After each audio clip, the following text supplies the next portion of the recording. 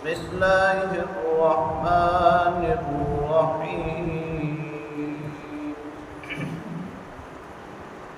يسألونك عن الخمر والميسر قل فيهما إثم كبير ومنافع للناس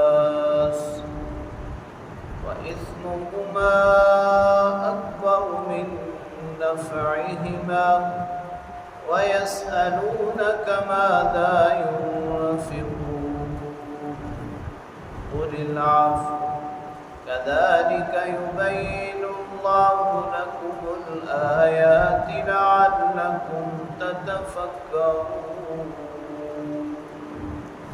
صدق الله وصدق رسوله النبي الكريم۔ سورہ بقرہ کی آیت نمبر 219 کی تلاوت آپ نے سماعت کی۔ ترجمہ سماعت فرمائیں۔ یسألونک عن الخمر والمیسر، اے محبوب صلی اللہ علیہ وسلم، وہ آپ سے شراب اور جوئے کے متعلق پوچھتے ہیں۔ قل فیہما اثم کبیر ومنافع للناس، آپ فرما دیجئے کہ ان دونوں میں بڑا گناہ ہے، ہاں لوگوں کے لیے کچھ فائدے بھی ہیں۔ وَإِثْمُهُمَا أَكْبَرُ مِن نَّفْعِهِمَا، اور ان کا گناہ ان کے فائدے سے زیادہ ہے۔ وَيَسْأَلُونَكَ مَاذَا يُنفِقُونَ، اور وہ آپ سے یہ بھی پوچھتے ہیں کہ وہ کیا خرچ کریں۔ قُلِ الْعَفْوَ، آپ فرما دیجئے کہ ضرورت سے زائد۔ كَذَلِكَ يُبَيِّنُ اللَّهُ لَكُمُ الْآيَاتِ، اللہ تعالیٰ اسی طرح تمہارے لیے اپنی آیتیں کھول کھول کر بیان کرتا ہے۔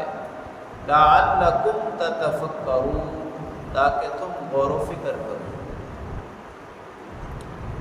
آیت کریمہ میں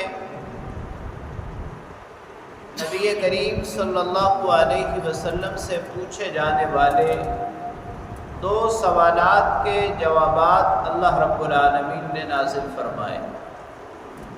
پہلا سوال شراب اور جوئے کے متعلق ہے۔ مفسرین کرام نے لکھا ہے کہ ایک مرتبہ سیدنا عمر ابن خطاب رضی اللہ تعالی عنہ اور حضرت معاذ ابن جبل رضی اللہ تعالی عنہ نبی کریم صلی اللہ علیہ وسلم کی خدمت میں حاضر ہوئے اور انہوں نے شراب اور جوئے کی برائی کے متعلق ذکر کیا۔ شراب اور جوا یہ دونوں چیزیں عربوں میں بہت زیادہ رائج تھی، یعنی ان کی گھٹی میں پڑ گئی تھی، لہٰذا ان کو فی الفور ممنوع قرار دینا ممکن نہ تھا۔ اللہ رب العالمین نے دین اسلام کے اصول تدریج کے مطابق ان کی حرمت نازل فرمائی۔ یہ پہلی آیت کریمہ ہے جو شراب اور جوئے کے متعلق نازل ہوئی۔ اس کے بعد سورہ نساء کی آیت نازل ہوئی، یا ایھا الذین آمنوا لا تقربوا الصلاۃ وانتم سکارى، کہ اے ایمان والو جب تم نشے میں ہو تو نماز کے قریب مت جاؤ۔ اور اس کے بعد تیسری آیت کریمہ میں قطعی حرمت کا حکم نازل ہوا کہ شراب انما الخمر والمیسر والانصاب والازلام رجس من عمل الشیطان، یہ گندگی ہیں اور شیطان کے کاموں میں سے۔ یہاں اللہ رب العالمین نے اس کا گناہ بھی بیان فرمایا اور لوگوں کے ذہن میں جو منافع تھے، جو فوائد تھے، وہ بھی بیان فرمائے۔ گناہ تو یہ ہے کہ شراب سے عقل بھی زائل ہوتی ہے اور صحت بھی خراب ہوتی ہے، اور جوئے میں دھوکہ ہے اور مال کا ضیاع بھی ہو جاتا ہے۔ اور جو ظاہری نفع، ظاہری منافع ان لوگوں کو نظر آتے تھے، اس میں شراب میں قوت اور طاقت تھی، اور جوئے میں بغیر کسی محنت کے مال حاصل کرنا۔ تو اللہ کریم نے یہ حکم نازل فرمایا کہ اے محبوب صلی اللہ علیہ وسلم ان سے فرما دیجئے کہ ان دونوں چیزوں میں بڑا گناہ ہے، ہاں البتہ کچھ فوائد بھی ہیں، لیکن گناہ فوائد سے زیادہ ہے۔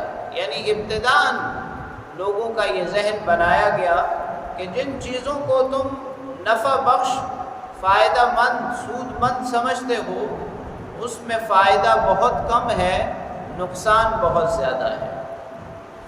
دوسرا سوال یہ تھا، جیسے گزشتہ رکوع میں یہ پوچھا تھا کہ مال کہاں خرچ کریں، یعنی صدقات نافلہ، زکوٰۃ اور صدقہ فطر کے بعد اللہ رب العالمین کی رضا کے لیے کوئی مال خرچ کرنا چاہتا ہے تو وہ کہاں خرچ کرے۔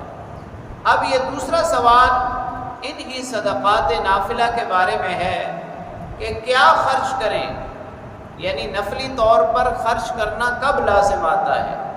اس کا جواب بھی اللہ کریم نے نازل فرمایا کہ عفو اس چیز کو کہتے ہیں جو ضرورت سے زائد ہو۔ جب آدمی حلال مال کماتا ہے تو وہ اپنی بنیادی ضروریات کو پورا کرنے کے لیے کماتا ہے، لہٰذا پہلے اپنی بنیادی ضروریات پوری کرے۔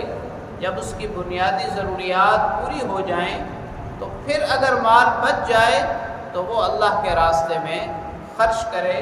یہ صدقات نافلہ ہیں۔ جیسے روایت میں آتا ہے کہ ایک صحابی آپ کی خدمت میں حاضر ہوا اور عرض کیا، یا رسول اللہ میرے پاس ایک درہم ہے۔ آپ صلی اللہ علیہ وسلم نے فرمایا کہ اسے اپنی ذات پر خرچ کرو۔ فرمایا، پھر کہا کہ میرے پاس ایک درہم اور بھی ہے۔ آپ نے فرمایا اپنی بیوی پر خرچ کرو۔ پھر کہا کہ ایک درہم اور بھی ہے، تو آپ صلی اللہ علیہ وسلم نے فرمایا کہ اس کو اپنی اولاد پر، آل و اولاد پر خرچ کرو۔ پھر جب چوتھی مرتبہ اس نے کہا تو آپ صلی اللہ علیہ وسلم نے کہا کہ اب جو تمہیں بہتر لگے وہ کر لو، یعنی جہاں چاہے مناسب لگے وہاں خرچ کر لو۔ اللہ کریم فرما رہے ہیں کہ اسی طرح اللہ رب العالمین احکام کو واضح کر کے اور کھول کر بیان کرتے ہیں تاکہ عمل کرنے والوں کے لیے آسانی ہو۔ اللہ کریم سے دعا ہے اللہ تعالیٰ کلام پاک کو پڑھنے، سمجھنے اور اس پر عمل کرنے کی توفیق نصیب